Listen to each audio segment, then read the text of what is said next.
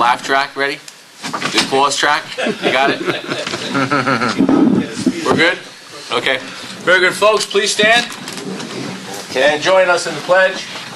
I pledge allegiance to the flag of the United States of America and to the republic for which it stands, one nation, under God, indivisible, with liberty and justice for all. And please remain standing for just a moment. Last week was Veterans Day, and I think it's important for this board to recognize that with a moment of silence. Thank you. Okay. Bishop, roll call. Right Town Park Commission meeting, November 19th. Supervisor Carvin is being mentored by Deputy Supervisor Bill Villanova. Mayor French had indicated he may arrive late. Pagano? Here. Rosenberg? Yep. Salanitro also asked to be excused. And Laura Brett. I'm here on behalf of Councilwoman that's Brett. right. I'm sorry. You're right. Very good. Okay. Okay, we're going to dispense with the approval of the minutes as we do not have a quorum available to approve those minutes. Okay. I was not there for the meeting. I cannot approve on behalf of Joe. Okay. We'll hold them over. Hold those over to December. And comments from the public. You sure, Tom? You don't want to say nothing? Goldie's not here. Very good. Okay. All right. Very good. Thank you. Okay. Our financial and operations reports. I guess, Mr. Lawyer, would you like to give that report? That's your operations report. Thank you. You all have this in your packet, so I don't plan to go through all the details. In fact, maybe I should just say, are there any questions? Basically, we were scaling back as we came through October, so by the end of the month, things were very quiet. We had a few events going on. We had one event also happened in November, the Light the Night Walk, all of which are spelled out in the report. So as Bishop likes to put it, we are now in a passive park mode, so that basically people can use the park, and we've also set it up so that people can use the beach, but we have signs telling people that if they want to put their dog on the beach, they have to go over to the Playland Park where they are allowed to do that. So we're very fortunate that that worked out. So are there any questions? Yes. Have people been complying with the no dogs on the beach? I mean, I was there a couple of weeks ago, and I brought my dog, and we brought it to the Playland beach, and there seemed to be quite a few dogs there, and I quickly looked, and I didn't see any dogs on our beach, but that was really just at one point in time. Generally, are people complying with that? Yeah, I think they are. I'd say the one time that they don't is early in the morning.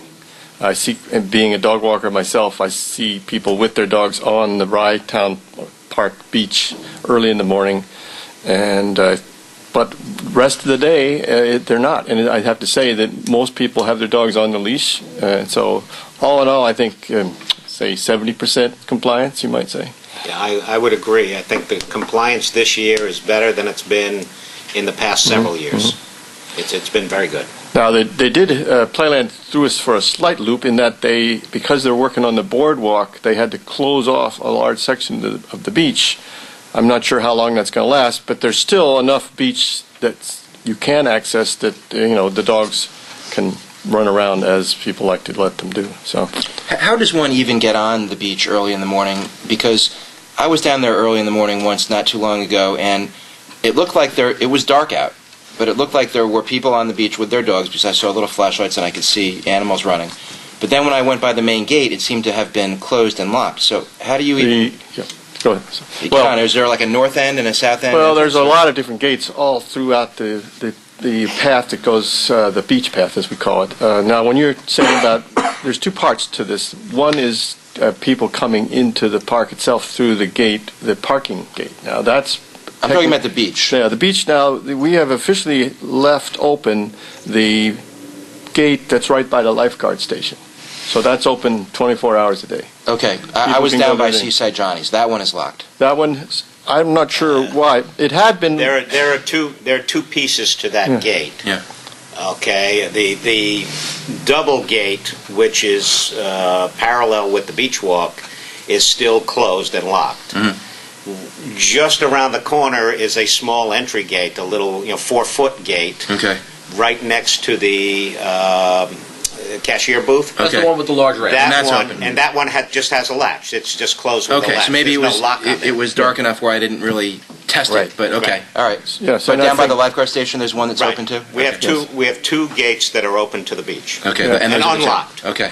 Right, and if there's a special occasion such as the Turkey Run, which is the City of Rye's recreation event, we open up the gate that keeps cars from being able to get into the park section of the gate because the runners go right through that. But we would only make an exception like that under a specific circumstance where we know that there's going to be somebody monitoring that, because our primary objective is to make sure no cars get into the park at all during the off-season. Only authorized vehicles, which are basically the maintenance, any maintenance vehicles, is able to get through there, and they have to work that out through the park. So, any other questions? We Any did questions generate some before? income because we had a photo shoot that I mentioned in here, the Guilt Group. I haven't looked at their website since it should be on sometime this week. They took photos all day long from like 9:30, and it was one of the colder days of the month, and yet they were out there. So, and where we can, I think, one of my goals is to try to generate income like that, which didn't really cost the park anything, and they have to provide liability and all that sort of thing. But, we should try to take advantage of that. At least that's my theory. Okay? Very good. Thank you. Thank you. Thank you. And please thank the staff for their hard work, as always. Okay. The presentation of the 2012 audit report. Bishop, would you like to give us some highlights? It's very, very brief, but extremely good news. And I just want to make sure everybody from the commission received that, right? Yep. Everybody got it? Yeah. This is, we are showing the first excess over expenditure, excess of revenues over expenditures, or net operating surplus in anybody's memory. We went back 20 years and we couldn't see anything like that. It's a small amount. It's only $1,346. But it was a pleasant surprise. If you look at, I'm looking at page 23, you'll see that we had budgeted $893,000 in revenue. We came in about $24,000 short on the revenue side. But when you look at the total expenditures, we budgeted $892,000 in total expenditures. And we actually came in under $25,363. So that's how we got to the surplus of $1,346. There is still a net deficit when you look at capital. If you go to page 26,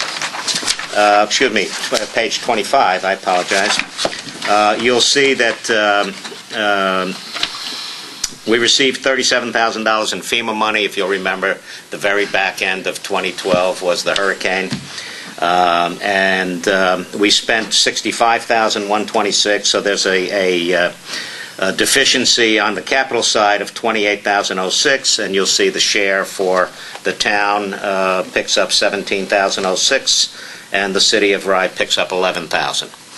So the best fiscal performance the Rye Town Park has seen in more than 20 years.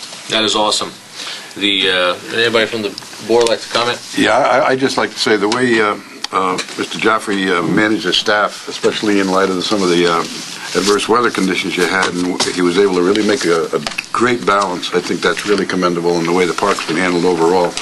Overall management, I think, is really has been really terrific, Bishop. And when you look at the numbers, as far as staff, he was on top of it. Looked like everybody was. It took us a long time to get there, and That's really I think difficult stuff. we're at the point now where I think our staff hours, at least we know what is happening every week. We know what's happening, and we can try to control it. And I think the management of the park did a phenomenal job in controlling labor. And it was so easy to get away from you. Yep. There are a couple of challenges, but that's perhaps for budget discussion. I'll just bring up two of them that are significant for us, and we are trying to find out a little bit more.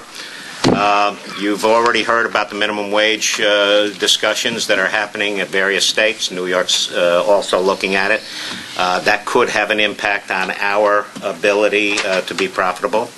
Most of our employees, I shouldn't say most, but more than half of our employees only make $8 an hour. So if they're going to go to $8.50, which is what I'm hearing, that'll have an impact. And we're still trying to figure out the impact of Obamacare and whether there is any impact on Rytown Park. The problem there are the formulas to calculate the full-time equivalents. We're hiring 70, 80 people, maybe 90 people throughout the course of the season. When you start to do the math to condense that down, even though they're all part-timers, we may be somewhere in that 50 FTE number. So we're trying to do those calculations now. Other than that, we're hoping to repeat in 2013. Any other comments from board members? Yes. Bishop, first of all, I echo Mayor Pagano's compliments. I think you guys did a great job running the park this year. It's a shame that the weather didn't cooperate, because then we really could have turned much more of a profit, right? Oh, absolutely. Couple of items now. If you remember, there was an email discussion back, I guess it was a month ago or so, regarding the seasonal employees that when we end their employment at Rytown Park, then file for unemployment. Are we able to?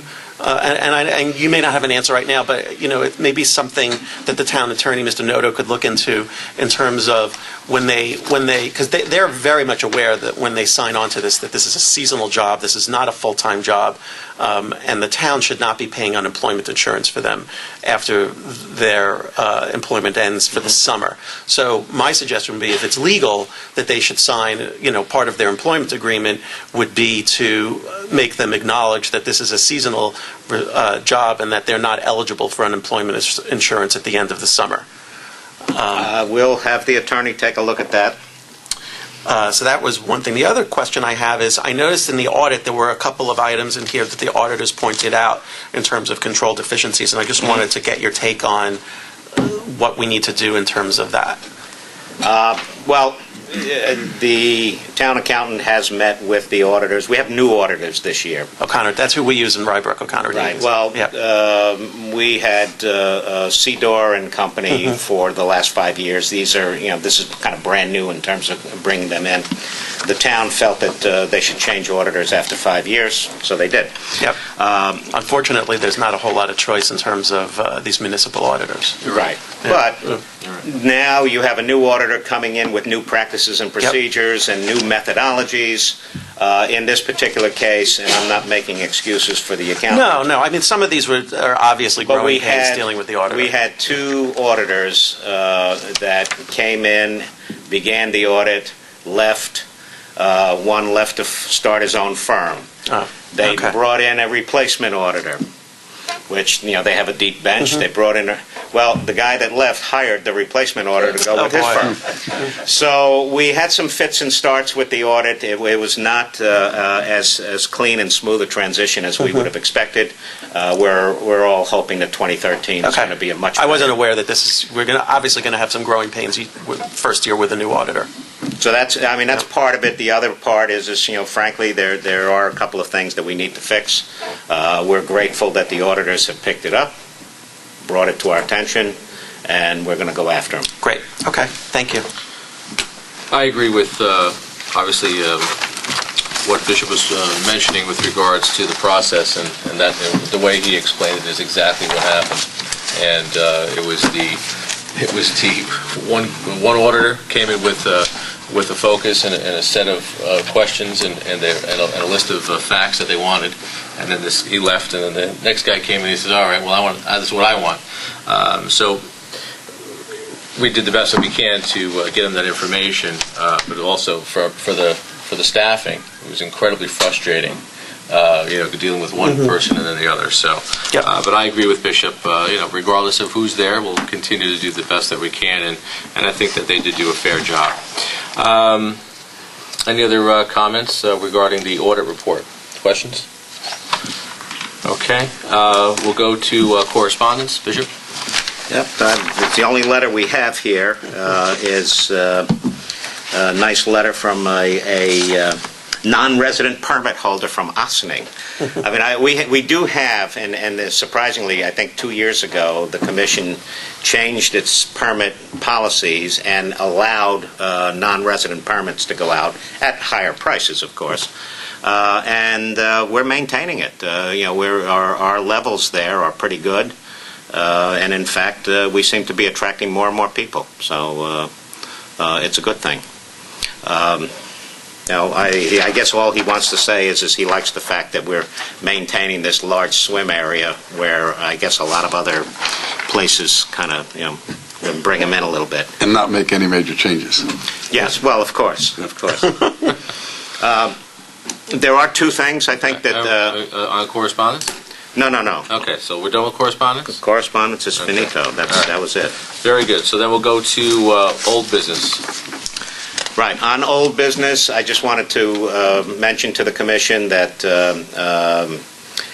we met with the planner, Frank Fish, and his associate this morning, toured Rytown Park, and just, if Commissioner Sack may not be fully up to speed there, the commission hired BFJ Planning to assist the Capital Committee with the RFP that's out there for management of the park. So we gave them the full tour, opened up all the various buildings, walked the park, tried to explain some of the what I would call physical problems that are there, and they took some pictures and left. So that part worked out, I think, extremely well. Also, in terms of old business, Friday we have a meeting with Scott Pickup and Ryan Coyne to talk about the Dearborn Seawall. And again, if you remember, the City of Rye was going to be the lead in terms of handling the redesign of that seawall and the reconstruction of that seawall. The Rytown Park Commission was going to pay for their apportioned share, however that's calculated. We haven't received the design specs that will be approved by FEMA. No, I'm assuming we're going to see them, because I understand Dolph Rotfeld is going to be there as well, so we're going to see them, I think, on Friday. And the Commission should know, we've had this discussion in the past, that FEMA is not going to put money forward to repair something to keep it the same way it was, just because that's the way it was. That area that collapsed, as you know, was a poor design to begin with, that bump out, so that it took the brunt of that ebb and flow of the water. So that new design probably will not incorporate that. It'll be more streamlined. The integrity would be far greater to withstand a storm. So, I'm not 100% sure that's there. That's what I read. Okay. And that's what I discussed. Because I think the FEMA is also indicating that we're in a historical, I forget what the term is, the park is on the National Register of Historic Places, and I think they're in the process of evaluating whether that half circle, viewing circle or whatever it's called, has to be maintained. We're not sure about that yet. All right. I'll find that out on Friday to some degree. Well, last I heard, that wasn't going to be an issue, but regardless of what it is, I just want to make sure that the board and the total cost, that. right? And the total cost of that project is going to be close to $600,000 when it's all said and done. So how we split that up, I'm not 100% sure. Right, and then obviously both the city of Rye, Mr. Mayor, and the town of Rye is going to have to go in for a loan. Is that correct? Well, each municipality can decide to fund that however they wish. But obviously, I think that we should put on the horizon that something is going to have to be spent, and the decisions or maybe the dialogue isn't always going to be best sitting here at the board. There maybe have to be some meetings. So just put on the horizon that Joe's going to have to put it on his calendar. Right. I'm saying. Well, remember, a lot of this is going to be reimbursed by FEMA. So, right. What we're talking about here is perhaps some short-term borrowing, some sort of revenue anticipation note or something along that line, a ban, as opposed to a long-term type of bond. Understood. Okay, Bishop. What else? You have one other item? I think we're done. try to... Where are we with cameras? We're frankly nowhere at this particular point. We do have, we've had some preliminary walkthroughs with a provider. The commission did mention that they were in favor of a camera proposal. We just haven't been able to put a camera proposal in front of the commission. All right, maybe that's something we can do for December, because it's the winter months when nothing's happening there is a great opportunity to do things like this. And you know, there were a couple instances where cameras there this past year may have been beneficial. Yep. So I want to keep that in the forefront. All right. Okay, new business. None that I have. Mr. Mayor? Mr. Mayor? None? Mr. Mayor? None? Old mayor's. You need a motion? Very good, we do need a motion, yes. Motion to adjourn? Second? Second. Oh. 6:24. All in favor? Aye. Very good. That is a new Thank you record. and have a good night.